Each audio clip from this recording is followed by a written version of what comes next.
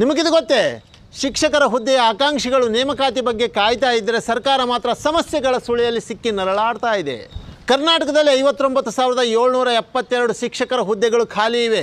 ಅಲ್ಲಿಗೆ 49,098 ಜನ ಶಿಕ್ಷಕರು ಟೆಟ್ ಪರೀಕ್ಷೆನ ಪಾಸ್ ಮಾಡಿ ನೇಮಕಾತಿ ಬಗ್ಗೆ ಕಾಯ್ತಾ ಇದ್ದಾರೆ. ಸರ್ಕಾರ ಮಾತ್ರ ನೇಮಕಾತಿಯ ಬಗ್ಗೆ ತಲೆ ಕೆಡಿಸಿಕೊಳ್ಳದೆ 51,000 ಅತಿಥಿ ಶಿಕ್ಷಕರ ನೇಮಕಾತಿಯ ಪ್ರಕ್ರಿಯೆಯಲ್ಲಿ ತೊಡಗಿದೆ.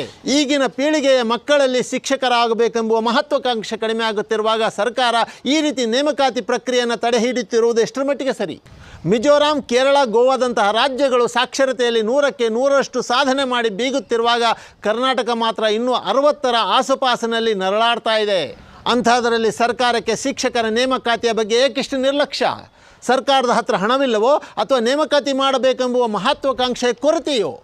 ಟೆಟ್ ಪರೀಕ್ಷೆಯನ್ನು ಪಾಸ್ ಮಾಡಿಕೊಂಡು ಜಾತಕ ಪಕ್ಷಿಗಳಂತೆ ಕಾಯ್ತಾ ಇರುವ ಶಿಕ್ಷಕ ಹುದ್ದೆಯ ಆಕಾಂಕ್ಷಿಗಳಿಗೆ ನ್ಯಾಯ ಸಿಗಲಿ. ಈ ವಿಷಯ ತಮಗೆ ಉಪಯುಕ್ತ ಅನಿಸಿದರೆ ನನ್ನ ಖಾತೆಯನ್ನು ಸಬ್ಸ್ಕ್ರೈಬ್ ಮಾಡಿ.